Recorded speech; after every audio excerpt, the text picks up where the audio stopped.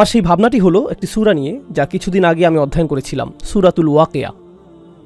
আল্লাহ সূরা ওয়াকিয়াতে বিচার দিবসের দৃশ্যপট বর্ণনা করেছেন। কোরআনের বেশিরভাগ স্থানে যখন বিচার দিবসের বর্ণনা দেয়া হয়েছে, সেখানে এমন মানুষের বিবরণ এসেছে যারা জান্নাতে যাবে এবং এমন মানুষের বিবরণ এসেছে যারা জাহান্নামে যাবে। দুইটি শ্রেণী, তাই না? কিছু মানুষ জাহান্নামে যাবে, আগুনে পুড়বে, কিছু মানুষ জান্নাতে যাবে। পরিষ্কার সরল শ্রেণীবিন্যাস। তো সূরা ওয়াকিয়া যে কারণে কৌতূহল জাগ্রতকারী তা হলো দুই শ্রেণীর পরিবর্তে এখানে আল্লাহ আমাদেরকে তিনটি শ্রেণীর কথা বলেছেন। তিনি বলেছেন আসহাবুল মাইমানাতি মা আসহাবুল মাইমানা, ডান পাশের মানুষেরা।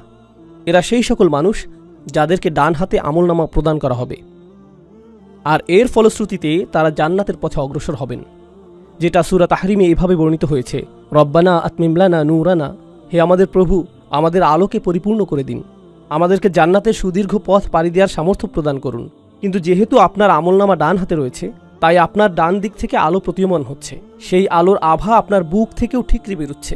ইয়াসআ নূরুহুম বাইনা আইদিহিম ওয়া বিআইমানিহিম, আর তারা জান্নাতের দিকে বেহেশতের সদর দরজা অভিমুখে হেঁটে যাচ্ছে। তারা হবেন ডান দিকের মানুষ। আর এরপর রয়েছে বাম দিকের মানুষ, আসহাবুশ শিমালি মা আসহাবুশ শিমাল, এরা হলো বাম দিকের মানুষ। এটুকু বোধগম্য। কিন্তু এছাড়াও আল্লাহ অস্বাভাবিকভাবে তৃতীয় একটি শ্রেণী যোগ করে বললেন, ওয়াসসাবিকুন আসসাবিকুন, প্রথম সারির মানুষেরা। প্রথম সারির মানুষেরা, প্রথম এবং প্রধান, ভিআইপি সেকশন। আমি চাই যে আপনারা বিষয়টা কল্পনা করুন। বিশাল সংখ্যক মানুষ রয়েছে ডান দিকে, বিশাল সংখ্যক মানুষ রয়েছে বাম দিকে, আর তারপর কিছু সংখ্যক মানুষ রয়েছে যারা একেবারে সামনে অবস্থান করছে। এখানে পেলাম ডান অংশ, বাম অংশ এবং সামনের অংশ। আর সামনের অংশকে আল্লাহর নিকটে আনা হয়েছে, উলাইকাল মুকাররাবুন, তারা আল্লাহর নৈকট্য লাভ করেছে, তাদেরকে অনুপম এই স্থান প্রদান করা হয়েছে, এমনকি বিচার দিবসেও। তো কোন বিষয়টি এই মানুষগুলোকে বিশেষ মানুষে পরিণত করলো, আর কিভাবে তারা ডান দিকের মানুষদের থেকে আলাদা? অনেক মানুষ যারা এই আয়াতটির ব্যাখ্যা করেন, তারা চিন্তা করেন মুহাজিরদের কথা, যারা রাসূল সাল্লাল্লাহু আলাইহি সাল্লামের মক্কায় অবস্থানকালে তার আহ্বানে সাড়া দিয়েছিলেন। প্রথম দিকের ইসলাম গ্রহণকারী ব্যক্তিগণ, যেমন আবু বকর সিদ্দিক রাদিয়াল্লাহু তাআলা আনহু, আলী রাদিয়াল্লাহু তাআলা আনহু, প্রথম দিকের মুসলিমগণ, তারাই প্রথম ইসলাম গ্রহণ করেছিলেন। আর আয়াতেও প্রথম সারির মানুষদের কথা বলছে। এর মাধ্যমে অবশ্যই প্রাথমিক যুগের মুসলিমদেরকেই বোঝাচ্ছে। একটু পরে আমরা এই বিষয়ে বিস্তারিত আলোচনা করব। এখানে আরেকটা বিষয় রয়েছে। এই মতামতটি সম্পূর্ণ সত্য না হওয়ার কারণ হলো, আল্লাহ সূরা তাওবাতে একটি বিষয়ের উল্লেখ করেছেন, আস-সাবিকুনা আল-আউয়ালুন মিনাল মুহাজিরিনা ওয়াল আনসার। তিনি বলেছেন, অন্য সকলের আগে যাদের অবস্থান তারা মুহাজিরদের অন্তর্ভুক্ত, যার অর্থ সেই মানুষেরা যারা মক্কায় ইসলাম গ্রহণ করেছেন। কিন্তু তিনি এখানে আনসারদের কথাও বলেছেন, যারা সাহায্যকারী হিসেবে মদিনাতে ছিলেন, আর মদিনার মানুষদের অবদান এসেছে বেশ পরে। তো এখন আমরা শিখলাম যে সাবিকুন শব্দটি এমন মানুষদেরকে বোঝাচ্ছে না যারা আগে ইসলাম গ্রহণ করেছেন, কারণ এটা সেই মানুষদের অন্তর্ভুক্ত করেছে যারা এসেছে আগে, এবং এটা সেই মানুষদের অন্তর্ভুক্ত করেছে যারা এসেছে পরে। তাহলে সাবিকুন বলতে আসলে কি বোঝায়, সেটাই আজকে আমরা কিছুটা বোঝার চেষ্টা করব। একটু আগে ইমাম সাহেব চমৎকারভাবে সূরা হিজরের শেষের কিছু আয়াত পাঠ করেছেন। আমরা সাবিকুনের এই ধারণাটিকে সূরা হিজরের শেষের অংশের সাথে সম্পর্কযুক্ত করব। সূরা ওয়াকিয়ার ছোট একটি অংশ এবং সূরা হিজরের কয়েকটি অংশ, তাহলেই আজকে আমার কাজ শেষ। এরপর আমি কিছু খেতে যেতে পারবো। ওকে, তো এখন আমি আপনাদের সাথে যা শেয়ার করব তা হলো একটি উদাহরণ। গত বছর আমার বেশ কয়েকটি মুসলিম দেশে এবং অমুসলিম দেশের বেশ কয়েকটি মুসলিম সম্প্রদায়ে ভ্রমণ করার সুযোগ হয়েছে, আর আমি সেখানে কিছু বিষয় লক্ষ্য করেছি। এটা আপনার পরিবার এবং সমাজের জন্য সত্য হতে পারে, আবার নাও হতে পারে। ব্যাপক সংখ্যক মুসলিম পরিবারে যা ঘটে যাচ্ছে তা হলো, আমরা আমাদের পুত্রদেরকে লালন পালন করছি নির্দিষ্ট কিছু প্রত্যাশা নিয়ে, আমরা আমাদের কন্যাদেরকে লালন পালন করছি নির্দিষ্ট কিছু প্রত্যাশা নিয়ে। তো আমি আপনাদের একটি উদাহরণ দিচ্ছি। পাকিস্তানে আমি যা লক্ষ্য করেছি সে বিষয়ে। আমি পাকিস্তানি বংশোদ্ভূত, তাই কিছু সময়ের জন্য সেখানে বেড়াতে গিয়েছিলাম। আমরা আমাদের কন্যাদেরকে মেডিকেল কলেজে ভর্তি করার জন্য জোর দিয়ে থাকি। তো পাকিস্তানে অনেক অনেক মেয়ে, লাখ লাখ মেয়ে ডাক্তার হয়ে বের হয়, কিন্তু এটা এজন্য না যে তারা আসলেই ডাক্তার হবে। যখন তারা ডাক্তারি ডিগ্রি লাভ করে, এটা তাদেরকে বেশ যোগ্য বিয়ের পাত্রী হিসেবে তৈরি করে। তো পাকিস্তানে লাখ লাখ তরুণ নারী ডাক্তার হয় এজন্য না যে তাদের মা বাবা তাদেরকে ডাক্তারি করাতে চায়, অথবা হাসপাতালে কাজ করাতে চায়, অথবা গ্রামে প্রসূতিদের সন্তান জন্মদানে চিকিৎসা সহায়তা প্রদান করাতে চায়। যেহেতু গ্রামে চিকিৎসা সেবা অপ্রতুল, কারণটা তা নয়। মূল কারণ হলো মেয়েটির জন্য ভালো প্রস্তাব আসবে। কারণ সে একজন ডাক্তার, তাই না? কেন আপনি ডাক্তার হতে চান? কারণ আমার মা বাবা চান যে আমি ডাক্তার হই, আর আমার বড় বোন ডাক্তার হয়েছে এবং তার জন্য ভালো প্রস্তাব এসেছিল। এজন্যই আমি এটা করছি। ইনশাআল্লাহ আমিও আমার বড় বোনের মতো সফলতা পাব। এই মেয়েরা তাদের বড় বোনদের দেখে নিজেদেরকে তুলনা করছে এবং বলছে যে এটাই সফলতার মানদণ্ড, এটাই আমি অর্জন করতে চাই। আমি যদি এটা অর্জন করতে পারি তাহলে জীবনে কিছু একটা অর্জন করা হবে। তরুণ যুবকদেরকে উৎসাহিত করা হয় ইঞ্জিনিয়ার, ডাক্তার অথবা এই ধরনের কিছু হওয়ার জন্য, কারণ তাহলে তারা ভালো চাকরি পাবে। আর যখন তারা ভালো চাকরি পাবে তারা সম্মানিত হবে। মানুষ বলবে, মাশাআল্লাহ, আমার ছেলে একজন ডাক্তার, একজন ইঞ্জিনিয়ার, আমার ছেলে এটা, আমার ছেলে সেটা। তো এটা একটা অহংকারের বিষয়ে পরিণত হয়। আর এই তরুণ যুবককে আপনি যদি জিজ্ঞেস করেন যে কেন আপনি ডাক্তার হতে চান, সে ডাক্তার হতে চায় কারণ তার পরিবারের সকলেই ডাক্তার। তার পিতা একজন ডাক্তার, অথবা তার চাচারা ডাক্তার, তার বড় ভাই ডাক্তার। ওহ মাই গড, সে ডাক্তার হয়ে গিয়েছে। এখন আমি যদি ডাক্তার না হই তাহলে তো আমি একজন হতভাগ্য। আমি কি বোঝাতে চাচ্ছি? মূল বিষয়টি বুঝিয়ে বলছি। আপনার জীবনের গতিপথ নির্ধারণের জন্য গোটা অনুপ্রেরণাটি আসছে অন্য কোনো স্থান থেকে। অন্য কেউ আপনার জন্য মানদণ্ড নির্ধারণ করে দিয়েছে, আর আপনাকে সেই মানদণ্ড অনুসরণ করতে হবে। আর বেশিরভাগ সময়ই সেই মানদণ্ডটি নির্ধারণ করা হয় তুলনার উপর ভিত্তি করে। সেই লোকটিকে লক্ষ্য করো, সে এমনটা করেছে, দেখো সে কত টাকা উপার্জন করছে, দেখো সে কতটা সম্মানিত, তোমাকে তার মতো হতে হবে, এরকম হতে হবে। তো আমরা মূলত লক্ষ কোটি মানুষের মিলিত অনুসরণপ্রিয় একটি জাতি। এটা শুধুমাত্র ধর্মের দিক দিয়েই না, আমাদের ধর্মে আমরা কিছু বিষয় অনুসরণ করি। আমরা নামাজে একই পদ্ধতি অনুসরণ করি, আমরা হজ এবং রোজার ক্ষেত্রে একই সময়সীমা অনুসরণ করি।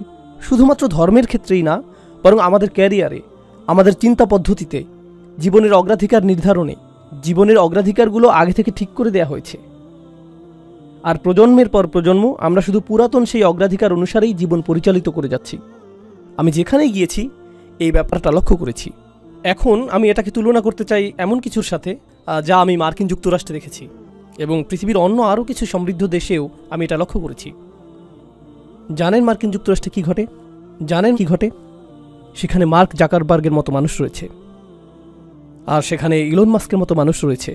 আমি কিন্তু এই মানুষগুলোকে পছন্দ করি না, কিন্তু আমি তাদের কিছু বিষয়ে বলছি। তারা অদ্ভুত, কারণ তারা কোনো মানদণ্ড অনুসরণ করে না। এটা শুধু আদর্শ হিসেবে উপস্থাপিত এই মানুষগুলোই না যারা বিশালাকার কোম্পানি প্রতিষ্ঠা করেছে, বরং এমন অনেক মানুষ রয়েছে যারা কোনো মানদণ্ড অনুসরণ করেনি এবং তারা নতুন কিছু শুরু করেছে। আর যখন তারা নতুন কিছু শুরু করেছে, চারপাশে সকলেই বলেছে, বাহ, এটা তো চমৎকার। তো আপনি যদি বাংলাদেশে, পাকিস্তান অথবা জর্ডানে থাকেন আর আপনি নতুন কিছু শুরু করতে চান, তখন আপনার পরিবারের সকলে কি বলবে? তুমি পাগল হয়ে গেছো, কেউ এমনটা করে না, তুমি এত নির্বোধ কেন? তোমার চাচাতো ভাইয়ের মতো হতে পারো না? তোমার ভাইয়ের মতো হতে পারো না? তোমার বোনের দিকে দেখো, অমুকের দিকে দেখো, অনুসরণ করো, অনুসরণ করো, অনুসরণ করো। নতুন কিছু কেন করছো? নতুন কিছু করলে ব্যর্থ হবে। অদ্ভুত। আপনি যদি এমন কিছু করেন যা অন্য কেউ করছে না, তাহলে আপনি নির্বোধ। আপনাকে তখন ইমামের কাছে নিয়ে যেতে হবে, যাতে তিনি রুকিয়া করে সুস্থ করতে পারেন। তিনি কোনো দোয়া পাঠ করে তারপর আপনার এই সমস্যা ভালো করার চেষ্টা করবে, তাই না? কিন্তু এর সাথে সাবিকুনের কি সম্পর্ক? রাসূলুল্লাহ সাল্লাল্লাহু আলাইহি সাল্লাম মক্কায় নবুয়ত পেলেন, আর তখন সেই লোকগুলোর একটা ধর্ম ছিল, তাদের একটা সংস্কৃতি ছিল, তাদের বিয়ে করার একটা পদ্ধতি ছিল, তাদের সন্তান লালন পালন করার একটা পদ্ধতি ছিল। তাদের সেই পদ্ধতি চলে আসছিল হাজার হাজার বছর ধরে। আর রাসূল সাল্লাল্লাহু আলাইহি সাল্লাম ইব্রাহিম আলাইহিস সালামের ধর্মকে পুনরুজ্জীবিত করলেন এবং সব কিছু দেখার জন্য তাদেরকে নতুন দৃষ্টিভঙ্গি প্রদান করলেন। তারা এই সকল মূর্তি কাবা ঘরের চারপাশে দেখে বেড়ে উঠেছে, আর তাদের বাবারাও এভাবে বেড়ে উঠেছে।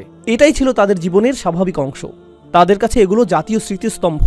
এরপর কোরআন আসলো, রাসূল সাল্লাল্লাহু আলাইহি সাল্লাম আসলেন এবং তিনি সম্পূর্ণ নতুন কথা বললেন।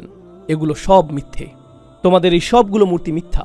আর ব্যবসা বাণিজ্যে যা কিছু তোমরা করে থাকো, যেভাবে তোমরা কন্যা সন্তানদেরকে জীবন্ত মাটিতে পুঁতে ফেলো, আর অন্য যে কাজগুলো তোমরা করো, এগুলো সবই ভুল। তারা বলল, না না না, যা ইতিমধ্যেই চলে এসেছে আমরা তার অনুসরণ করি, আমরা অনুসরণ করতে পছন্দ করি। মানুষ নতুন কিছু শুরু করতে চায় না, এটা বাতুলতা। রাসূলুল্লাহ সাল্লাল্লাহু আলাইহি সাল্লামের বিরুদ্ধে একটি প্রধান অভিযোগ ছিল, তিনি বাতুল, উম্মাদ।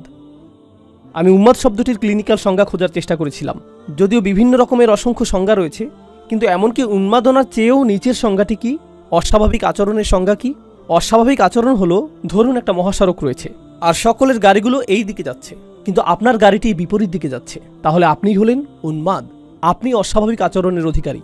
তো এই সংজ্ঞা অনুযায়ী সকলেই শিরক অনুসরণ করছে। সকলেই নির্দিষ্ট রীতি অনুযায়ী তাদের পরিবারে বসবাস করছে, সকলেই এটা করছে। একমাত্র যিনি এর বিপরীত দাঁড়িয়েছিলেন তিনি হলেন রাসূলুল্লাহ সাল্লাল্লাহু আলাইহি সাল্লাম। তো স্পষ্টতই তারা এটা দেখে বলল যে এটা যদি স্বাভাবিক হতো অন্য মানুষেরাও এটা করত, তাই এটা উন্মাদনা। তো আল্লাহ তাকে তার সমাজের প্রথম ব্যক্তি হিসেবে বাছাই করলেন এরকম কিছু কথা বলার জন্য, এই বাণী প্রচার করার জন্য, এই বাণী প্রচার করার জন্য। এক হিসেবে তিনি ছিলেন সাবিক, তিনিই ছিলেন প্রথম। সমাজকে চ্যালেঞ্জ করার ক্ষেত্রে তিনিই ছিলেন প্রথম। হেই, চলে আসো ইয়াংম্যান, আসো, সমস্যা নেই। কোথায় যেতে চাচ্ছ? এখানে? কুল, হাই ফাইভ। ওইখানে কার দিকে হাত নাড়ছিলে? কোনো বন্ধুর উদ্দেশ্যে? ও, ক্যামেরার দিকে? ভিডিওতে তোমাকে দেখা যাবে সেজন্য এখানে এসেছো? এখন আমি তোমার উদ্দেশ্যে হাত নাড়ছি, এখন খুশি তো? ওকে, আমি কি ইসলাম নিয়ে কিছু একটা বলছিলাম? ও, সাবিকুন, ঠিক আছে। তো আমি চাই যে আপনারা কল্পনা শক্তিকে কিছুটা কাজে লাগান। আমি চাই আপনি কল্পনা করুন যে আপনি রাসূল সাল্লাল্লাহু আলাইহি সাল্লামের সময়ে বসবাস করছেন, আর আপনি মক্কার সাধারণ একটি পরিবারে বসবাস করছেন। আপনি একই ধর্ম পালন করেন, আপনি সেই একই চর্চা করেন, তাদের সব কিছুই পালন করেন। হঠাৎ আপনি শুনলেন যে এই ব্যক্তিটি নবী হওয়ার দাবি করছে, আর তার বার্তাটি হলো সকল মূর্তি পূজা ত্যাগ করো, ব্যবসায়ে অসদুপায় অবলম্বন করো না, এতিমদের সাথে ভালো আচরণ করো। আপনি এতিমদের সাথে এক ধরনের আচরণ করে অভ্যস্ত। উদাহরণস্বরূপ, অনেক মুসলিম দেশে এরকমটা ঘটে। আমরা বলি যে আমাদের উম্মার মাঝে ভ্রাতৃত্ব রয়েছে, কিন্তু যখন আপনি কোনো মুসলিম দেশে যান আপনি দেখতে পাবেন যে সেখানে সামাজিক শ্রেণী বৈষম্য রয়েছে। নির্দিষ্ট শ্রেণীর মানুষ হয়তো কোনো রেস্তোরাঁয় বসে আছে, অন্য আরেক শ্রেণীর মানুষ রয়েছে যাদের সন্তানেরা খালি পায়ে বাইরে ঘুরেঘুরি করছে, তাই না? কখনো কখনো তাদের সন্তানেরা আপনার জন্য খাবার পরিবেশন করছে। আপনি আপনার বাচ্চার সাথে কথা বলেন এভাবে, হেই, তুমি কি একটু খাবার খাবে? একটু খাবার খাও। আর পরিবেশনকারী কোনো শিশু যখন আপনার কাছে আসে আপনি বলেন, হেই, চা নিয়ে আয়, হেই, এদিকে আয়।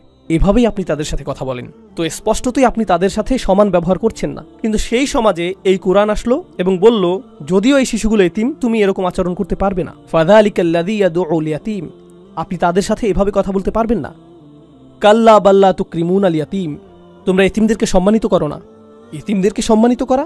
আপনি কি বলছেন যে কাজের লোককে সম্মান দেখাতে হবে?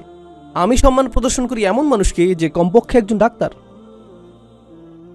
কমপক্ষে তো তার একটা ডিগ্রি আছে, যাতে সম্মান দেখাতে পারি। জানেন উম্মার আরেকটা বিষয় আমি লক্ষ্য করেছি, অনেক সময় যখন আপনি নতুন কোনো স্থানে যান, মানুষ নিজের ব্যাপারে প্রথম কোন কথাটি বলে? সে কি অর্জন করেছে। আসসালামু আলাইকুম, আমার নাম আব্দুল করিম, আমি একজন ডাক্তার, আমি এই হাসপাতাল প্রধান, এবং এটা এটা এটা এটা এটা যোগ্যতার সম্পূর্ণ একটি তালিকা। আমি আপনাকে চিনি না, কিন্তু আপনি আমার কাছে আসলেন আর বললেন, আসসালামু আলাইকুম রহমতুল্লাহ, আমার নাম এটা এটা, আমি এই মসজিদটি প্রতিষ্ঠা করেছি। ওহ, কুল। আমি চাই যে আপনি বিষয়টি জানেন। আমরা এরকম কেন বলি? কারণ কেন আপনি আমাকে সম্মান করবেন যদি না জানেন যে আমি কি অর্জন করেছি? আমাকে সম্মান করার আপনার কোনো কারণ নেই। কোরআন কি বলে? কোরআন বলছে যে এতিমদেরকে আপনার সম্মান করতে হবে। আল্লাহ বলেছেন যে প্রতিটি আদম সন্তানই সম্মানিত। আমি তাদের যোগ্যতা সম্পর্কে জানি না, আমি জানি না কোন পরিবার থেকে তারা এসেছে, আমি জানি না তাদের পেছনের ইতিহাস কি, তারা কি পোশাক পরেছে তাতে কিছু যায় আসে না। আমি তাদের গায়ের রং অথবা ভাষা, আঞ্চলিকতার পরোয়া করি না। তারা কোন গ্রাম থেকে এসেছে এগুলো কোনোটাই গুরুত্বপূর্ণ না। প্রতিটি আদম সন্তানই সম্মানিত, এটাই কোরআনে এসেছে। আপনি কিন্তু এখনও আপনার কল্পনা ব্যবহার করছেন। আপনি জাহিলি মক্কাতে রয়েছেন আর বলছেন এটা অদ্ভুত, সকলেই এখন সমান। ওকে, গৃহহীন এই পথশিশুটি আমার সামনে, এটা কোন ধরনের ধর্ম যা যুক্তিসঙ্গত না?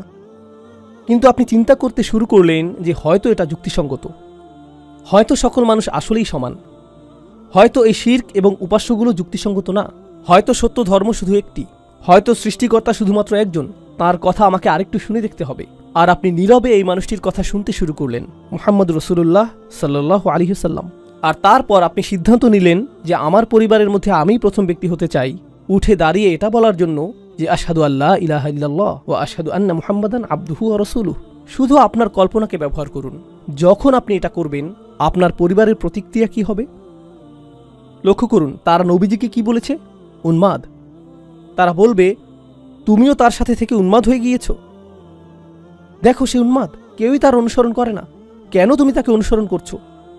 আমরা তাকে সম্মান করতাম এবং পছন্দ করতাম তার এই অদ্ভুত ব্যাপারগুলো প্রকাশিত হওয়ার আগে, কিন্তু স্পষ্টতই সে কোনো ধরনের সমস্যায় ভুগছে এবং মানসিক ভারসাম্য হারিয়েছে। আর তুমিও অকারণেই নিজের মানসিক ভারসাম্য হারাচ্ছ।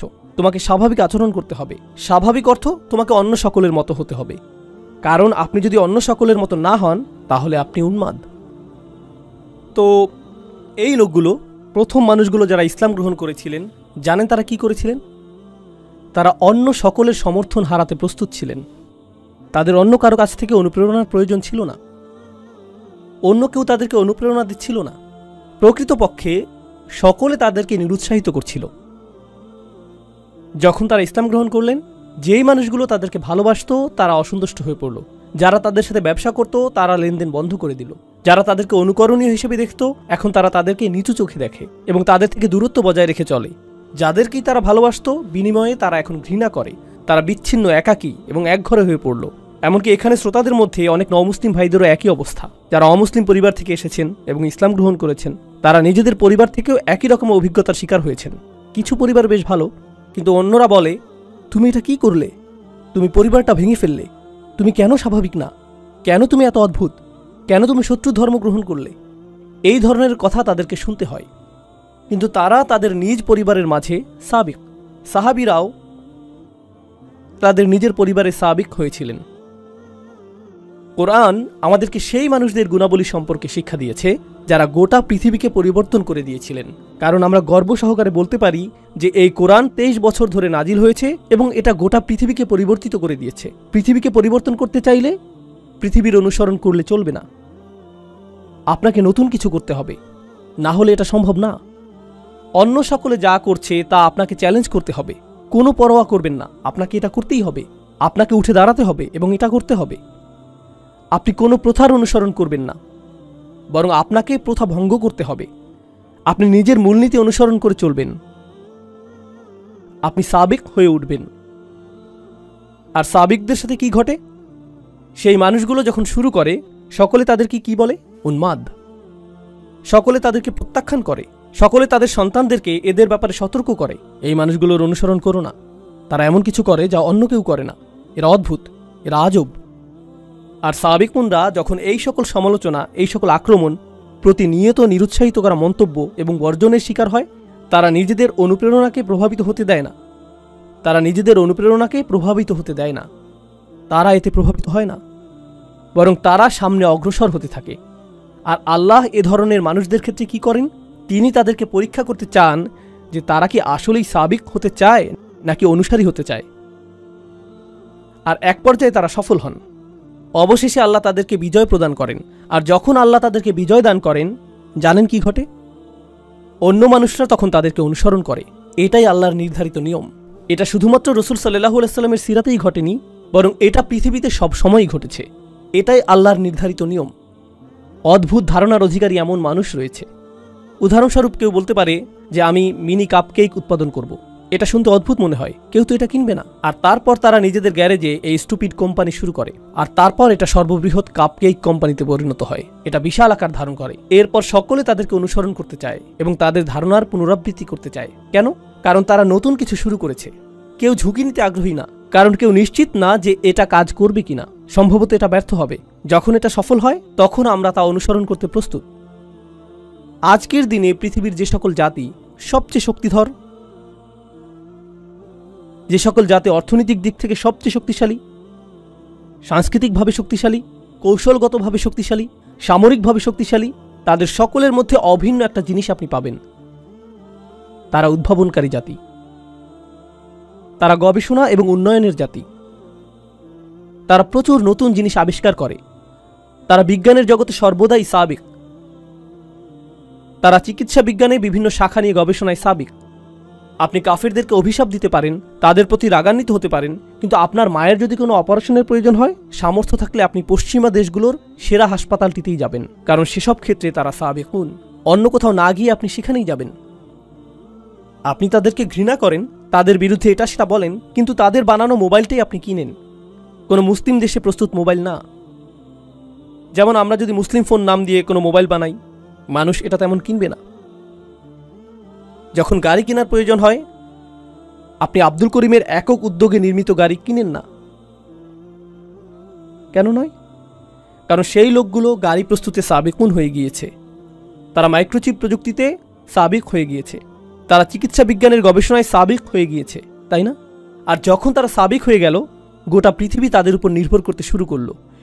পৃথিবী তাদের উপর নির্ভর করতে শুরু করলো। কিন্তু মূল বিষয় হলো, কোন জিনিসটা তাদেরকে এত শক্তিশালী করেছে? এটা কি তাদের প্রাকৃতিক সম্পদ? এটা কি জ্বালানি তেল? এটা কি প্রাকৃতিক গ্যাস, খনিজ সম্পদ? এটা কি প্লুটোনিয়াম? না, এটা চিন্তা শক্তি। বিশ্বের পরাশক্তিগুলো তাদের সমাজে এমন সংস্কৃতি সৃষ্টি করেছে যেখানে তারা বলে, আমরা চাই তুমি পর্যবেক্ষণ চালাও, আমরা চাই যে তুমি নতুন নতুন বিষয়ে চেষ্টা করো। যদি তুমি অকৃতকার্য হও, আবারও চেষ্টা করতে থাকো যতক্ষণ পর্যন্ত সফল না হও, আর আমরা এজন্য তোমাকে অর্থায়ন করব। এটাকেই তারা বলে রিসার্চ অ্যান্ড ডেভেলপমেন্ট। এটাই তারা করে। আর ধারণাটি এতটাই শক্তিশালী যে জ্ঞানী মুসলিমরা সারা পৃথিবী থেকেই, পাকিস্তান, বাংলাদেশ, সিরিয়া, সৌদি আরব, সারা পৃথিবী থেকেই যখন তারা কোনো বিষয়ে প্রকৃত গবেষণা করতে চায় এবং তারা সামনে অগ্রসর হতে চায়, তখন তারা কোথায় যায়?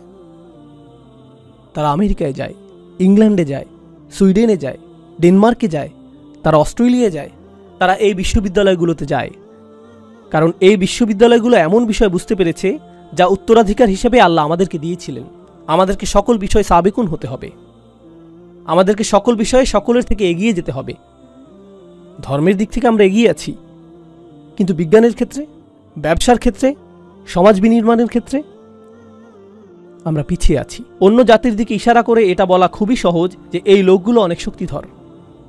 কখনো কি অধ্যয়ন করেছেন যে কিভাবে তারা এই শক্তি অর্জন করলো? ও না, শয়তান তাদের সাথে রয়েছে, দাজ্জাল তাদেরকে সাহায্য করছে। এটাই আপনার জবাব। এজন্যই আপনারা অগ্রসর হতে পারছেন না, এজন্যই আপনাদের কথা কেউ শুনে না। কারণ আপনারা মৌলিক কিছু বিষয় বুঝতে পারছেন না যা আল্লাহ প্রদত্ত নিয়মের অংশ। এটা আল্লাহ প্রদত্ত নিয়ম, এটা আল্লাহ প্রদত্ত নিয়ম যে যারা চেষ্টা করবে এবং যারা সাবেকুন হবে তারাই সফলতা পাবে, আর অন্য সকলেই তাদের অনুসরণ করবে, অন্য সকলেই তাদের মতো হতে চাইবে। জ্ঞানের যে কোনো শাখা নিয়ে চিন্তা করুন, যে কোনো শাখা। আপনারা জানেন গল্প লেখার জন্য একটা নির্দিষ্ট ধরন রয়েছে এবং ইংরেজি সাহিত্যের একটি মানদণ্ড রয়েছে যে কিভাবে গল্প লিখতে হবে। কেউ এসে সম্পূর্ণ ভিন্ন ধরনের গল্প লিখল, যেখানে শেষের অংশটা শুরুতে লেখা হলো। সে পুরো গল্পটির ধারাবাহিকতাকে উল্টোভাবে উপস্থাপন করলো, আর হঠাৎ করে তা সর্বাধিক বিকৃত বইয়ে পরিণত হলো। এখন হাজার হাজার বই এই ধারণাটি ব্যবহার করছে, কারণ এটা নতুন কিছু, এটা অভিনব এবং সৃজনশীল একটা বিষয়। কেন আমি আপনাদেরকে এত কথা বলছি? কারণ আমি চাই যে কিছু বিষয় আপনারা মাথা থেকে ঝেড়ে ফেলে দিন, অন্যের কপি করা বন্ধ করে দিন, সৃজনশীল হন, নিজে থেকে চিন্তা করুন। অনেক মুসলিম তরুণ বলে, ইসলামের জন্য আমি কি করতে পারি? আমি ইনফ্লুয়েন্সার হতে চাই। আসলেই আপনি ইনফ্লুয়েন্সার হতে চান? আপনি নিজেই তো ইনফ্লুয়েন্সের মধ্যে রয়েছেন। নিজেকে জিজ্ঞেস করুন কেন আপনি ইনফ্লুয়েন্সার হতে চান। ও, কারণ আমি অমুককে দেখেছি সে এরকম ইনফ্লুয়েন্সার, বিষয়টা অসাধারণ, তাই আমিও এরকম হতে চাই। এটা কি কপি করা না? আমি কন্টেন্ট ক্রিয়েটর হতে চাই। কন্টেন্ট তৈরি করার মাধ্যমে আপনি উম্মার সেবা করতে চান। এর অর্থ কি? দেখি তো অন্য মানুষেরা কি কন্টেন্ট তৈরি করেছে। ও, এটাকে কপি করতে হবে কারণ এটা এখন ট্রেন্ডিং, তাই এমন কিছু তৈরি করি যা ভাইরাল। এমন হ্যাশট্যাগ ব্যবহার করব যা অন্য সকলে ব্যবহার করছে। কপি, কপি, কপি এবং কপি। আপনি জনপ্রিয় বিষয়ের পেছনে ছুটছেন। প্রযুক্তিগত বিবেচনায় আপনি নতুন কিছু করছেন, কিন্তু মনস্তাত্ত্বিক বিবেচনায় আপনি সেই একই জিনিস করছেন যা হাজার হাজার বছর ধরে করা হচ্ছে, কপি করা। আমাদের ধর্মে আমাদেরকে দেয়া হয়েছে একটি উদ্দেশ্য, একটি মিশন। মুসলিমরা নিজেদেরকে অন্য সংখ্যালঘুদের মতো সংখ্যালঘু মনে করা উচিত না। আমি এমন মুসলিমদের কথা বলছি যারা অমুসলিম দেশে রয়েছে। আমি যেহেতু এখন অস্ট্রেলিয়ায়, তাই এখন আপনাদের উদ্দেশ্যে বলছি। মূলত আমি বসবাস করি আমেরিকায়। আমেরিকাতে বলা হয়ে থাকে যে চাইনিজ সম্প্রদায় হলো সংখ্যালঘু, ল্যাটিনো সম্প্রদায় হলো সংখ্যালঘু, বিভিন্ন ধর্মীয় সম্প্রদায় যেমন বৌদ্ধরা সংখ্যালঘু, হিন্দুরা সংখ্যালঘু, মুসলিমরাও সংখ্যালঘু। আমরা শুধুমাত্র সংখ্যালঘু সম্প্রদায়। লক্ষ্য করুন, আপনাকে চিহ্নিত করার জন্য আপনি অন্য কাউকে সুযোগ করে দিচ্ছেন। আপনি এই চিহ্নিতকরণ মেনে নিয়েছেন, আর আমরা যেহেতু সংখ্যালঘু, আমাদের নিজেদের সংখ্যালঘু অধ্যুষিত এলাকায় স্থানান্তরিত হওয়া উচিত। আর তারপর সেখানে আমরা এমন সব কাজ করি যা আমরা সবসময়ই করে থাকি, তাই না? আমরা বড় চিন্তা করছি না। আমরা এমন চিন্তা করি না যে কিভাবে আমরা এমন আদর্শ মুসলিম হতে পারবো এবং এমন আদর্শ সম্প্রদায় পরিণত হতে পারবো যেখানে অমুসলিমরা এসে বলবে যে আমরা এখানে বসবাস করতে চাই, এই এলাকায় স্থানান্তরিত হতে চাই, আমরা এই মানুষগুলোর কাছাকাছি থাকতে চাই। জানেন সাধারণত কি ঘটে যখন মুসলিমরা কোনো এলাকায় স্থানান্তরিত হয়? অমুসলিমরা সেই এলাকা ছাড়তে থাকে। ও, এই এলাকাটা অদ্ভুত হয়ে গিয়েছে, আর সেই এলাকার জমির মূল্যমান বাড়ার পরিবর্তে সেখানকার মূল্যমান কি ঘটে? পতন ঘটতে থাকে। অন্য সংখ্যালঘু সম্প্রদায়ের ক্ষেত্রে যখন তারা কোনো এলাকায় স্থানান্তরিত হয় তখন কি ঘটে? সেই এলাকার মূল্যমান বৃদ্ধি পায়, কারণ তারা সৃজনশীল আর নতুন কিছু করে, তারা নতুন জিনিস তৈরি করে, তারা একে অপরের সাথে সহযোগিতা করে, যেটা আমার পরবর্তী আলোচ্য বিষয়। শক্তিশালী এবং সৃজনশীল একটি মুসলিম সম্প্রদায় গঠনের ক্ষেত্রে আমাদের করণীয় কি? প্রথমত, পারিবারিক পরিসরে যদি আপনার ছেলে অথবা মেয়ে সৃজনশীল কিছু করতে চায়, তারা স্বতন্ত্র কিছু করতে চায়, কেবলমাত্র প্রভাব সৃষ্টিকারী মানুষ না হয়ে তারা যদি কিছু আবিষ্কার করতে চায়, তারা উম্মার জন্য এমন সেবা প্রদান করতে চায় যেমনটা আগে করা হয়নি, তাহলে তা করতে দিন। আমি আপনাদের একটা ঘটনা বলবো যা আসলেই আমাকে প্রভাবিত করেছে। পাকিস্তানে এক তরুণের সাথে আমার সাক্ষাৎ হয়েছিল, তার নাম উল্লেখ করব না। সাক্ষাতের সময় সে বিশ্ববিদ্যালয়ে পড়ছিল, আর বিশ্ববিদ্যালয়ে থাকাকালীন সে পাকিস্তানে তার গ্রামে গিয়েছিল। যখন সে সেখানে গেল, সে লক্ষ্য করল যে রাস্তাগুলোর অবস্থা অত্যন্ত খারাপ, আর কাছাকাছি কোনো হাসপাতাল নেই। যখন সেখানে কোনো নারী সন্তান সম্ভবা হয়, তাদেরকে পিক আপ ট্রাকের পিছনে 3 ঘন্টা ভ্রমণ করতে হয়। সন্তান সম্ভবা নারী যিনি শীঘ্রই সন্তান জন্ম দিবেন, তাকে পিক আপ ট্রাকের পিছনে থাকতে হয়। এভাবে 3 ঘন্টা লাগে হাসপাতালে পৌঁছতে। আর এই সকল নারীর বেশিরভাগেরই সন্তান মারা যায়। আর এটাই গ্রামীণ জীবনের বাস্তবতা। তারা নিজেরা সন্তান জন্মদানের চেষ্টা করে, যদি জটিলতা তৈরি হয় তখন তাদেরকে ডাক্তারের কাছে নিতে হয় এবং পথিমধ্যে অনেকে মৃত্যুবরণ করে। আর সে এটা কাছ থেকে দেখলো, তো সে যা করার সিদ্ধান্ত নিল তা হলো সে একটা সমাধান তৈরি করার চেষ্টা করলো। সে পুরাতন কিছু ট্রাক কিনলো, কিছু গবেষণাপ্রেমী ছাত্র এবং ডাক্তারদের সহায়তায় সে বহনযোগ্য মোবাইল স্বাস্থ্যকেন্দ্র তৈরি করলো, যার মধ্যে শিশু জন্মদানের জন্য বিশেষজ্ঞ চিকিৎসা ব্যবস্থা রয়েছে। আর সে শিক্ষা কার্যক্রম চালু করলো যেখানে গ্রামীণ নারীদেরকে শেখানো হয় কিভাবে সন্তান জন্মদানে সহায়তা করতে হবে যদি পরিবহনের কোনো ব্যবস্থা নাও থাকে। তো গ্রামের 20-30 জন নারী এখন জানেন যে কিভাবে সন্তান জন্মদানে সহায়তা করতে হয়। আর যখন এটা সফল হলো, গোটা পাকিস্তানের 2, 3, 4, 5, 10, 15, 20, 100 গ্রামে এটা ছড়িয়ে পড়লো। আর হাজার হাজার শিশুদের জীবন রক্ষা হয়েছিল এই ছাত্রের প্রচেষ্টার মাধ্যমে। এই ছাত্রের সাথে আমার কথা হয়েছিল, আর আমি তাকে জিজ্ঞেস করেছিলাম, এই কাজে তোমার সবচেয়ে বড় চ্যালেঞ্জ কোনটা? জানেন সে কি বলেছিল? আমার মা বাবা মনে করেন আমি সময় নষ্ট করছি। আমার মা বাবা আমাকে এই কাজে নিরুৎসাহিত করেছেন, তারা মনে করেন আমি আমার ক্যারিয়ার নষ্ট করছি। আর এর মাধ্যমে আমি বুঝতে পেরেছিলাম যে এটা একমাত্র তার ক্ষেত্রেই ঘটছে না। এই উম্মার মাঝে আমাদের কিছু প্রতিভাবান ছেলেমেয়ে রয়েছে যারা একটা সমস্যাকে দেখে এবং তাদের সৃজনশীল চিন্তা, আকাঙ্ক্ষা এবং অভিপ্রায় দ্বারা সমস্যাটিকে সমাধানের চেষ্টা করে। তাদের সেই যোগ্যতা রয়েছে। জানেন কে তাদের পথে প্রায় বাধা হয়ে দাঁড়ায়? শুধুমাত্র তাদের বাবা মাই না, বরং গোটা সংস্কৃতিই বলে, না না না না, তুমি এটা করো না, তুমি অন্য সকলকে কপি করো, সাবিক হওয়ার প্রয়োজন নেই, নতুন কিছু করো, অভিনব কিছু করবে না, নতুন কোনো সমাধান খুঁজবে না, নতুন কোনো সমাধান খুঁজবে না, এটা যেরকম আছে সেরকমই থাকবে, এভাবেই থাকতে দাও। কারণ আমরা বরং জিনিসগুলো যেভাবে আছে সেভাবেই রেখে দিব, আর তারপর গভীর রাতে একত্রিত হয়ে চা পার্টি করব আর আলোচনা করব যে সরকার কতটা দুর্নীতিগ্রস্ত, কেন কেন কিছু পরিবর্তিত হবে না এবং কেন পরিস্থিতি এতটা খারাপ। এটাই আমাদের পদ্ধতি। বেড়ে ওঠো, পেটে মেদ জমাও, চায়ের দোকানে গিয়ে বসো আর উম্মার সমস্যাগুলো সেখানে আলোচনা করো। কারণ আমরা এভাবেই করে এসেছি, তোমাকেও এভাবেই করতে হবে, নতুন কিছু করবে না। এমনকি আপনাদের এই মুসলিম সম্প্রদায়ের দিকে লক্ষ্য করুন। মাশাআল্লাহ, আল্লাহ এই মুসলিম সম্প্রদায়কে রক্ষা করুন। এই সম্প্রদায়ে কিছু ব্যবসা রয়েছে, কিছু প্রতিষ্ঠান রয়েছে যারা আসলেই কঠোর পরিশ্রম করছে, আর এখানে দাতব্য কিছু প্রতিষ্ঠান রয়েছে যারা হলো এই মুসলিম সম্প্রদায়ের মেরুদণ্ড। আপনারা সকলে এগুলোতে দান করেন, কিন্তু কিছু পরিবার এবং ব্যবসা প্রতিষ্ঠান এগুলো প্রতিষ্ঠা করেছিলেন যারা অভিনব কিছু করেছেন। তারা কিন্তু ধনী হওয়ার জন্য এটা করেননি, বরং দান করার জন্য এমনটা করেছেন। আর যখন তারা এমনটা করলেন, আপনি আমি এটা থেকে এত এত সুবিধা পাচ্ছি। আমরা যে মসজিদে এখন বসে আছি, হয়তো এটা তাদের কঠোর পরিশ্রম এবং অভিনব চিন্তার ফসল। তারা এটা করেছেন। আর আমরা চিন্তা করি, না না না, আরে ভাই, আপনি মানুষকে দুনিয়ার পিছনে ছুটতে বলছেন। এই ধর্মটির মূল বিষয় হলো আখিরাত, কেন আপনি দুনিয়া নিয়ে কথা বলছেন? এর জবাব আমি দিচ্ছি। প্রথম বিষয় আমি বলবো, আপনার একটু কোরআন পাঠ করা উচিত। আর দ্বিতীয় বিষয় বলবো, আপনার রাসূলুল্লাহ সাল্লাল্লাহু আলাইহি সাল্লামের সিরাতও একটু পাঠ করা উচিত। জানেন রাসূল সাল্লাল্লাহু আলাইহি সাল্লামের সিরাতের সবচেয়ে গুরুত্বপূর্ণ ঘটনাগুলোর একটি হলো হিজরত। রাসূল সাল্লাল্লাহু আলাইহি সাল্লাম হিজরত করেছিলেন। হিজরত কিভাবে ঘটেছিল বলে আপনি মনে করেন? এর অর্থায়ন কে করেছিল? কে সহায়তা করেছিল? বাহনের জন্য কে খরচ করেছিল? কে নিশ্চিত করেছিল যে রাস্তাটি হবে নিরাপদ এবং গোপন?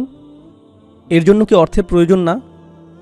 যখন রাসূল সাল্লাল্লাহু আলাইহি সাল্লাম সর্বপ্রথম তার দাওয়াতি কাজ শুরু করলেন, কে এর সহায়তা করেছিল? এমনকি কিভাবে তার দৈনিক আহারের ব্যবস্থা হতো, সেটা কোথা থেকে আসতো? সেটা কি সরাসরি আকাশ থেকে নেমে আসতো? খাদিজা রাদিয়াল্লাহু তাআলা আনহা সহায়তা, আবু তালিবের সহায়তা, আবু বকর সিদ্দিকের সহায়তা, এগুলো কি অর্থনৈতিক এবং ব্যবসায়িক সহায়তা না? আর ব্যবসায় সফল হতে হলে আপনাকে কি সৃজনশীল হতে হবে না?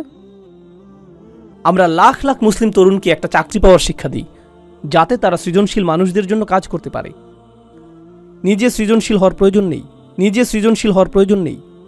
ডাক্তার হও, অ্যাকাউন্টেন্ট হও, ইঞ্জিনিয়ার হও, ইঞ্জিনিয়ারিং প্রতিষ্ঠানের জন্য কাজ করো, তাদেরকে অর্থশালী করো, তাদের ব্যবসাকে বড় করো। আল্লাহ আমাদের নিজেদের ক্ষমতায়নের কথা বলেছেন, মৈত্রী সম্পর্ক তৈরির কথা বলেছেন। মৈত্রী সম্পর্ক অর্থনীতি এবং ব্যবসা বাণিজ্যের মাধ্যমে সৃষ্টি হয়। কোরআনের মনোরম একটা বিষয় হলো, আল্লাহ বলেছেন, ওয়াল্লাযীনা কাফারু বা'দুহুম আউলিয়াউ বা'দ। কাফিররা একে অপরের মিত্র। আর ওয়াল মুমিনুনা ওয়াল মুমিনাত বা'দুহুম আউলিয়াউ বা'দ। মুমিন পুরুষ এবং নারীরা একে অপরের মিত্র। কিন্তু তিনি এই আয়াতটির শেষে বলেছেন, ইল্লাম তাফআলু তাকুন ফিতনাতুন ফিল আরদ। তোমরা যদি এটা না করো তাহলে পৃথিবীতে ফিতনা সৃষ্টি হবে।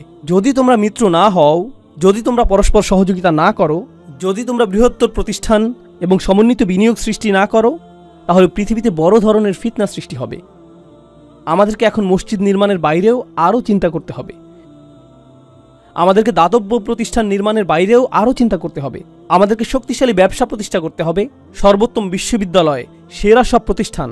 আমাদেরকে অনেক অনেক অনেক বড় চিন্তা শুরু করতে হবে এবং পরস্পরের মাঝে মৈত্রী নিয়ে নতুন করে চিন্তা করতে হবে। কিন্তু এটা করার জন্য আমাদের নিজেদের মাঝে তুলনা করা বন্ধ করতে হবে এবং একে অপরকে ধ্বংস করা বন্ধ করতে হবে। সংক্ষেপে আরও কিছু কথা বলবো এবং এরপর সূরা হিজরের শেষের দিকের আয়াতে যাব, যেরকম কথা আপনাদেরকে দিয়েছিলাম। সফল সমাজ ব্যবস্থার একটা বিষয় আমি লক্ষ্য করেছি, যা রাসূল সাল্লাল্লাহু আলাইহি সাল্লামের সিরাতে উপস্থিত ছিল, আর তা হলো ঈমানদারগণ একে অপরকে সহায়তা করা। যখন কেউ ব্যর্থ হয়েছে, তারা তাকে অনুপ্রেরণা দিয়েছিলেন। আর জানেন এখন আমাদের মাঝে কি ঘটে?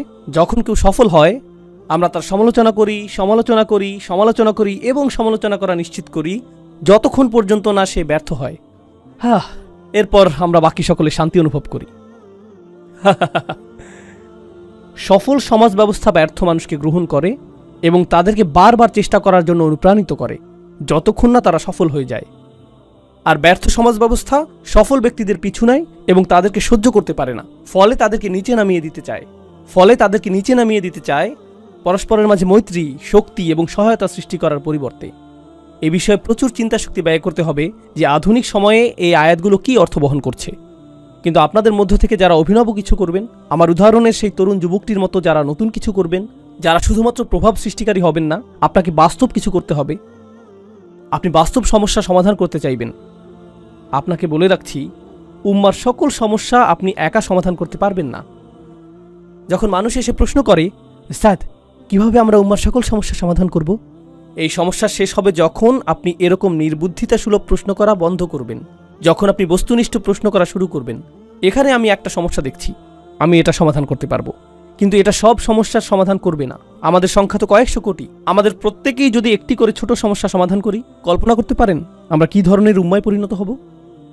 যদি আমাদের কিছু অংশ চিকিৎসা সমস্যা সমাধান করি, আর আমাদের কিছু অংশ সামাজিক সমস্যা সমাধান করি, আর আমাদের কিছু অংশ শিক্ষা সমস্যা সমাধান করি, আমাদের কিছু অংশ রাজনৈতিক সমস্যা সমাধান করি, দেখতে পাচ্ছেন কিভাবে এটা একত্রে জমা হচ্ছে? সকল সাহাবী কি একই কাজ করেছেন, নাকি তাদের প্রত্যেকেই ভিন্ন ভিন্ন সম্ভাবনাকে কাজে লাগিয়েছেন? তাদের প্রত্যেকেই অবদান রেখেছেন এবং সাহাবীকে পরিণত হয়েছেন তাদের নিজস্ব পরিসরে, তাদের নিজস্ব প্রতিভায়। তারা সকলেই একরকম ছিলেন না। তাদের প্রতি রাসূল সাল্লাল্লাহু আলাইহি সাল্লামের প্রত্যাশাও একরকম ছিল না। তো এটা আপনার মাথায় গেঁথে দেওয়ার জন্য সৌভাগ্যবশত এই আয়াতটি একটু আগে আমরা নামাজে শুনেছি। এখানে রাসূল সাল্লাল্লাহু আলাইহি সাল্লামকে একটি নির্দেশ দেওয়া হয়েছে, আর যখন তাকে কোনো নির্দেশ দেওয়া হয়, আমরা এটাকে সুন্নাহ হিসেবে গ্রহণ করি। তাকে বলা হয়েছে আর তার মাধ্যমে আমাদেরকেও বলা হয়েছে। তিনি বলছেন, ফাসদা বিমা তুমারু ওয়া আ'রিদ আনিল মুশরিকিন। এই আয়াতটি আমার অনেক প্রিয়। আল্লাহ বলেছেন, খেয়াল করুন, সংকল্পবদ্ধ হন এবং সামনে এগিয়ে যান যা করতে আপনাকে নির্দেশ দেওয়া হয়েছে, এবং মুশরিকদেরকে উপেক্ষা করুন। যারা পেছনে কথা বলে তাদেরকে উপেক্ষা করুন, সমালোচকদেরকে উপেক্ষা করুন, তাদের উপেক্ষা করুন যারা মনে করে যে আপনি শক্তিহীন, তাদের উপেক্ষা করুন যারা মনে করে যে আপনি তাদের জন্য হুমকি। উপেক্ষা করুন, উপেক্ষা করুন, উপেক্ষা করুন। আপনার একটি মিশন রয়েছে, আপনার মিশনের প্রতি মনোযোগী হন। আপনি এই কাজে নিয়োজিত। আ'রিদ আনিল মুশরিকিন, তাদের উপেক্ষা করুন, তাদেরকে আপনার পথে আসতে দিবেন না। আরবিতে সদ শব্দটি খুবই কৌতূহল উদ্দীপক। এটাতে কি বোঝায়? এটা দিয়ে বোঝায় ফাটল, কোনো পাথর অথবা মাটির রাস্তায় সৃষ্ট ফাটল। যদি আপনি একটি পাথরের মাঝে ফাটল সৃষ্টি করেন সদাআতাহু, তো এটা এরকম যেন আল্লাহ রসুল সাল্লাল্লাহু আলাইহি সাল্লামকে বলছেন, আপনার সামনে বিশাল একটা প্রতিবন্ধকতা রয়েছে, এর মাঝে ফাটল সৃষ্টি করুন এবং মনোযোগ হারাবেন না।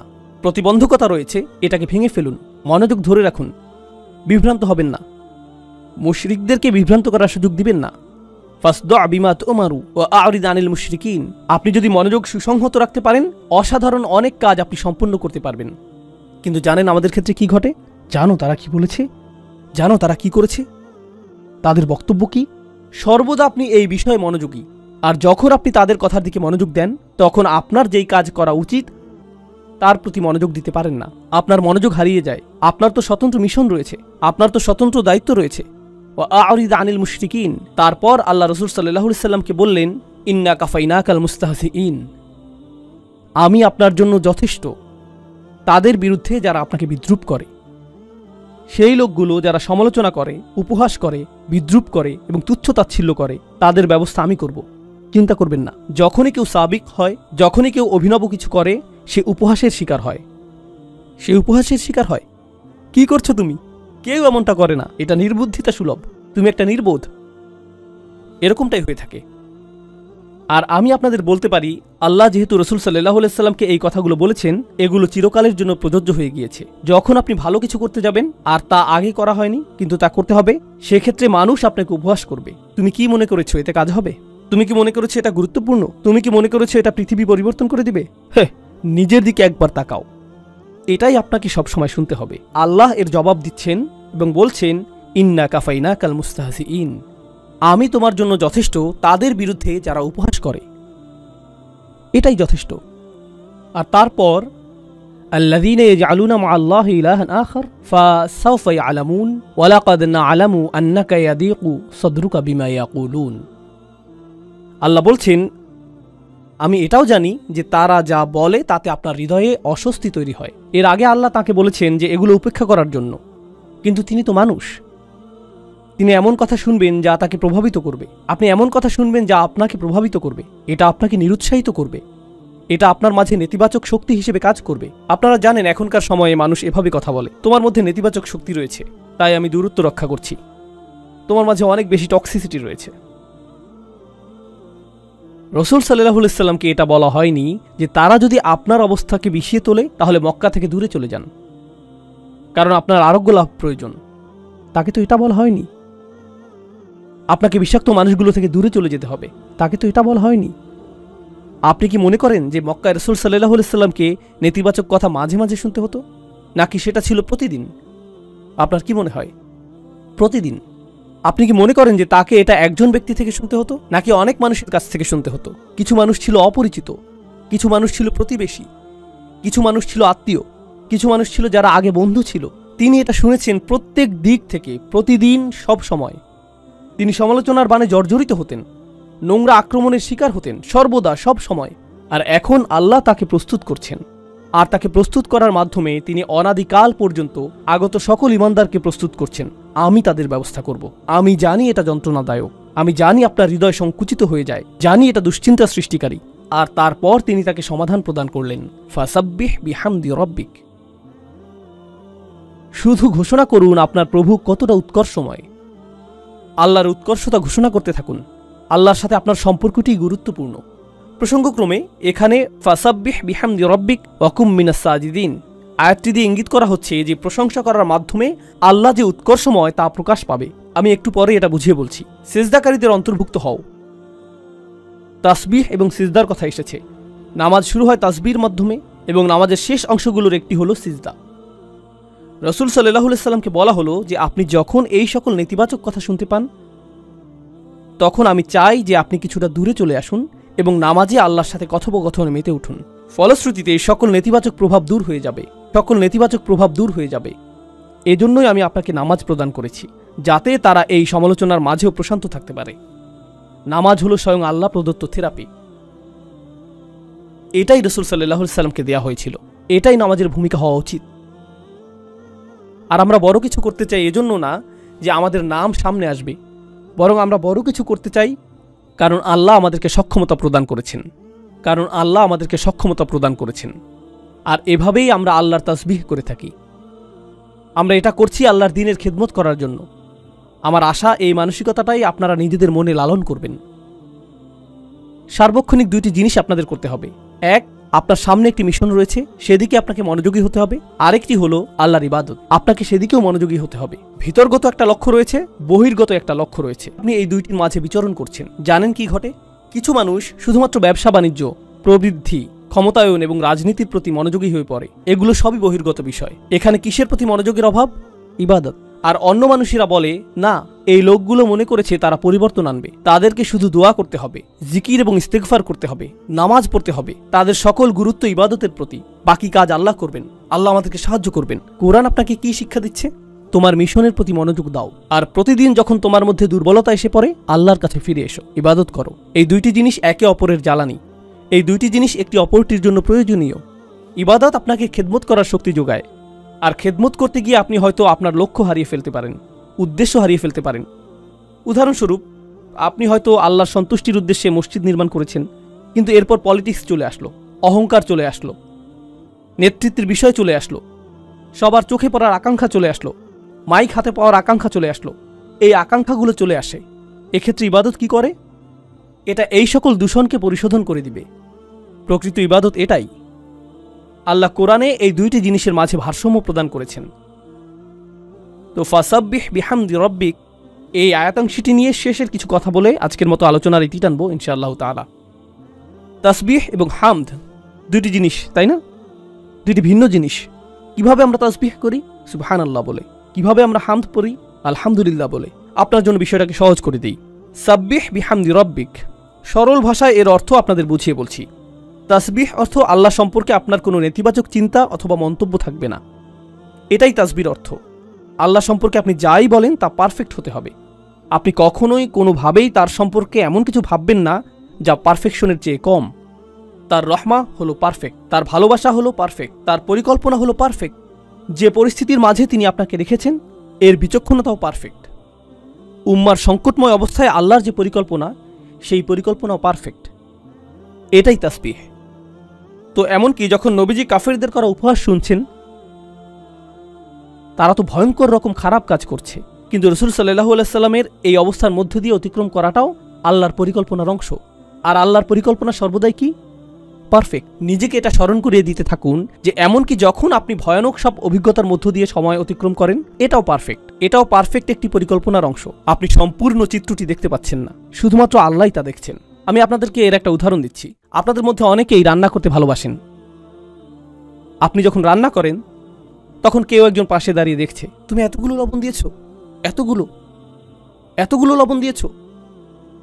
এই 5 মিনিট ধরে এত বেশি তাপমাত্রায় রান্না হচ্ছে, 5 মিনিট ধরে চলছে, আর আপনি বিরক্ত হচ্ছেন। চুপ করবে তুমি? ওইখানে গিয়ে কিছু একটা করো, জানালার ধারে গিয়ে বাইরে তাকিয়ে থাকো, আমাকে রান্না করতে দাও। তুমি এটা বুঝবে না। ও, অবশেষে রান্নাটা কিন্তু মজাই হয়েছে। কেন এমনটা হলো? কারণ সম্পূর্ণ পরিকল্পনাটি সে জানে না, আপনি জানেন। কেউ একজন কোনো কিছু অঙ্কন করছে, সে চমৎকার কিছু অঙ্কন করছে, আর আপনি পাশে দাঁড়িয়ে থেকে বলছেন, ধূসর রংটা এখানে, এই স্থানটাতে, কি করছো তুমি? এভাবে তো কাজ করা যায় না, কারণ কেউ একজন পাশে থেকে নজরদারি করছে, তাই না? এখন কল্পনা করুন, আমরা উদ্বিগ্ন হয়ে পড়ি যখন আল্লাহর পরিকল্পনার একটি অংশ দেখি। আপনি পরিকল্পনার সামান্য একটা অংশ দেখেই বলছেন, কি সমস্যায় পড়ে গেলাম, কেন এমনটা ঘটছে? আর আল্লাহ বলেন, তোমার জন্য সহজ করে দিচ্ছি। সাব্বিহ, নিজেকে স্মরণ করিয়ে দাও যে পারফেকশনের অধিকারী হলেন আল্লাহ, আর এই চিত্রটির প্রতিটি ছোট অংশ বৃহত্তর একটি পরিকল্পনার অংশ, যা পারফেক্ট, যা আল্লাহ কর্তৃক নির্ধারিত। এটাই তাসবিহ। কিন্তু তিনি শুধু বলেননি যে সাব্বিহ রব্বাক, তিনি বলেছেন সাব্বিহ বিহামদি রব্বিক। তাই আমাদেরকে এখন জানতে হবে যে হামদ বলতে কি বোঝায়। তাসবিহ ছিল আল্লাহ সম্পর্কিত সবকিছুই পারফেক্ট। তার পরিকল্পনা পারফেক্ট, তার বিচক্ষণতা পারফেক্ট, তার ভালোবাসা পারফেক্ট, তার তত্ত্বাবধান পারফেক্ট, তার সাহায্য পারফেক্ট। কেউ কেউ জিজ্ঞেস করে, আল্লাহর সাহায্য কেন আসছে না? আল্লাহর সাহায্য পারফেক্ট, এবং যখন এটা আসবে সেই সময়টাও পারফেক্ট। এটাই তাসবিহ। ঠিক আছে, আসুন এখন হামদ নিয়ে সংক্ষেপে জেনে নিই। হামদ অর্থ তিনি যাই করেন তা ভালো, তা প্রশংসনীয়, এবং আমাদের উচিত এর জন্য তাকে ধন্যবাদ জ্ঞাপন করা। আল্লাহ যাই করেন আলহামদুলিল্লাহ, তিনি শুধুমাত্র পারফেক্টই না, যার অর্থ আমরা তার সমালোচনা করি না, বরং এর চেয়েও উপরে গিয়ে আমরা তার প্রশংসা করি এবং তার কৃতজ্ঞতা জ্ঞাপন করি। আমরা তার প্রশংসা করি এবং তাকে ধন্যবাদ জ্ঞাপন করি। তো এভাবে আল্লাহ আমাদের মুসলিমদের গোটা মনস্তত্ত্বই উল্টে দিলেন। ওয়ালা তাহসাবান্নাল্লাযীনা কুতিলু ফী সাবিলিল্লাহি আমওয়াতান বাল আহইয়াউন ইনদা রাব্বিহিম ইয়ারযাকুন ফারিহিনা বিমা আতাহুমুল্লাহু মিন ফাদলিহি ওয়া ইস্তাবশিরুনা বিল্লাযীনা লাম ইয়ালহাকু বিহিম মিন খালফিহিম আল্লা খাউফুন আলাইহিম ওয়া লা হুম ইয়াহজানুন। আল্লাহ বলেছেন, যারা আল্লাহর পথে মৃত্যুবরণ করেছে কখনোই মনে করো না যে তারা মৃত, বরং তারা জীবিত। তারা আল্লাহর পক্ষ থেকে রিজিক প্রাপ্ত, আর তারা হবে প্রফুল্ল। আমরাই কান্না করে থাকি, তাদের অবস্থা কি? প্রফুল্ল। আপনি যদি এই বিষয়টা উপলব্ধি করেন, তখন আপনি যদি নিজের সামনে ভয়ঙ্করতম মৃত্যুও দেখেন, আপনি বলবেন এই মানুষগুলো হলেন আমাদের শহীদ। আর আমরা এজন্য আল্লাহর প্রশংসা করি, তিনি তাদেরকে নিয়ে গিয়েছেন। ওয়ায়াত্তাখিযু মিনকুম শুহাদা, তিনি আমাদের মধ্য থেকে কিছু মানুষকে নিয়ে যাবেন যাদের সাথে তিনি আগেই সাক্ষাৎ করতে চান, তিনি আগেই তাদেরকে নিজের সঙ্গ প্রদান করতে চান। এটাও প্রশংসার কারণই পরিণত হয়। এমনকি এটাও প্রশংসার কারণ, যদিও এটা অপরাধীদের অপরাধকে বৈধতা প্রদান করে না, কিন্তু এই মুহূর্তে এটা আল্লাহর সাথে আপনার সম্পর্কের বিষয়। এটা অন্য মানুষের সাথে সম্পর্কিত কোনো বিষয় নয়, এটা শুধু আপনি এবং আল্লাহ। সাব্বিহ বিহামদি রব্বিকা। আর আপনি এটা নিশ্চিত করবেন যখন আপনি উপলব্ধি করবেন যে আল্লাহ যাই করেন তা পারফেক্ট, আর আমি তার প্রশংসা করব এবং ধন্যবাদ জ্ঞাপন করব আমাকে এই সংকটের মধ্যে থাকার সুযোগ প্রদান করার জন্য। কারণ কিছু মানুষের ক্ষেত্রে তারা কখনো এরকম সংগ্রাম করার কথা চিন্তাও করেনি। যেহেতু আল্লাহ আমাকে এই সংগ্রামের জন্য বাছাই করেছেন, আমার উচিত এজন্য আল্লাহকে ধন্যবাদ জানানো। কারণ এমন অনেক মানুষ রয়েছে যারা আমার চেয়ে অনেক বেশি বিচক্ষণ, যারা কখনো এমনকি এই পদক্ষেপই নেয়নি, বরং তারা শয়তানের পদাঙ্ক অনুসরণ করেছে। আমি তো কমপক্ষে আল্লাহর পথে অগ্রসর হওয়ার চেষ্টা করেছি। তাই আমার সম্মানিত এবং কৃতজ্ঞ বোধ করা উচিত যে আল্লাহ এই পথে সংগ্রাম করার জন্য আমাকে বাছাই করেছেন। অতএব আমি তাঁর প্রশংসা করব। রাসূলুল্লাহ সাল্লাল্লাহু আলাইহি সাল্লাম বিদ্রূপের শিকার হয়েছিলেন, আর এখন তিনি আল্লাহর প্রশংসা করছেন সেই বিদ্রূপের শিকার হওয়ার জন্য। কারণ এই বিদ্রূপই তার মর্যাদাকে উন্নীত করেছে, এটা তার জিহাদের অন্তর্ভুক্ত। আল্লাহ এই সংগ্রামের জন্য তাকে বাছাই করেছেন। ফাসাব্বিহ বিহামদি রব্বিক। আর ওয়াকুম মিনাস সাজিদিন। কৃতজ্ঞতার চূড়ান্ত বহিঃপ্রকাশ হলো সিজদায় অবনত হওয়া। আল্লাহর সম্মুখে বিনয়ের চূড়ান্ত বহিঃপ্রকাশ হলো সিজদায় অবনত হওয়া। তাই সিজদায় লুটিয়ে পড়ুন। আর যখন আপনি আল্লাহর সাথে এই কথোপকথন শেষ করবেন, এরপর যখন আপনি তাদের বিদ্রুপাত্মক কথা শুনবেন, ততক্ষণে সেই তাসবিহ এবং হামদ আপনাকে এতটাই দূষণমুক্ত করেছে যে এটা আপনার কাছে আর আগের মতো যন্ত্রণাদায়ক মনে হচ্ছে না। দেখতে পাচ্ছেন? উপেক্ষা করতে শিখুন। আরিদ আনিল মুশরিকিন। আমরা জানি এটা যন্ত্রণাদায়ক, আমরা জানি তারা যন্ত্রণাদায়ক কথা বলে, আমরা জানি এটা যন্ত্রণার উদ্রেক করে, আর যখনই এটা তোমার জন্য যন্ত্রণার উদ্রেক করবে, এই হলো তোমার উপশম। তো আমি বিশেষভাবে তরুণদেরকে বলবো, আপনার জীবনে যা করতে চান সে বিষয়ে একনিষ্ঠ থাকুন। আপনি যা অর্জন করতে চান সে বিষয়ে একনিষ্ঠ থাকুন। একনিষ্ঠভাবে কাজ করাকে স্বভাবে পরিণত করুন। আপনি যদি বিশ্ববিদ্যালয়ে পড়েন, শুধুমাত্র বিশ্ববিদ্যালয়ে পড়বেনই না, পড়াশোনার পাশাপাশি একটা কাজ খুঁজে নিন। কর্মস্থলের শিষ্টাচারগুলো শিখুন। শুধু ঘরে বসে থাকবেন না এবং শুধুমাত্র সামাজিক মাধ্যমে ইসলামের খেদমত করবেন না। আমাদের প্রকৃত পুরুষ এবং প্রকৃত নারী প্রয়োজন, যারা সত্যিকার অর্থে এই উম্মার জন্য অবদান রাখবে, সত্যিকার অর্থে। আর আপনি যখন এই ধরনের ব্যক্তিত্ব গঠন করবেন, তখন আপনি কাজ করবেন, আপনি ব্যবসা প্রতিষ্ঠার চেষ্টা করবেন, আপনি স্বাধীনভাবে নিজের কাজ করবেন, আপনি স্বনির্ভর হওয়ার চেষ্টা করবেন। তরুণ যুবকেরা যাদের বয়স 17-18 বছর, তাদের লক্ষ্য থাকা উচিত অর্থনৈতিকভাবে স্বনির্ভর হওয়া। আর মা বাবার এতে উৎসাহিত করা উচিত। এরকম বলবেন না যে না না না, বিশ্ববিদ্যালয়ে পড়াশোনা শেষ করো, এরপর মাস্টার্স শেষ করো, এরপর পিএইচডি শেষ করো, এরপর তুমি হয়তো একটা চাকুরি পাবে, আর ততদিন পর্যন্ত বিয়ে করতে পারবে না। না না না, আপনার সন্তানদের স্বনির্ভরতা শিক্ষা দিন। এই উম্মাহ শক্তিশালী হবে না যতক্ষণ পর্যন্ত তরুণরা শক্তিশালী না হবে। আর তরুণরা যদি পরবর্তী ক্রিকেট চ্যাম্পিয়নশিপের জন্য অপেক্ষায় থাকে, তারা যদি পরবর্তী ভিডিও গেম রিলিজের অপেক্ষায় থাকে, অথবা পরবর্তী ওয়েব সিরিজের অপেক্ষায় থাকে, এটাই যদি তাদের চিন্তার কেন্দ্রবিন্দু হয়, অথবা তারা যদি পরবর্তী আইফোনের অপেক্ষায় থাকে, পরবর্তী গ্যাজেট হাতে পাওয়ার অপেক্ষায় থাকে, তাহলে তো আমরা কেবলমাত্র ভোক্তা প্রস্তুত করে যাচ্ছি।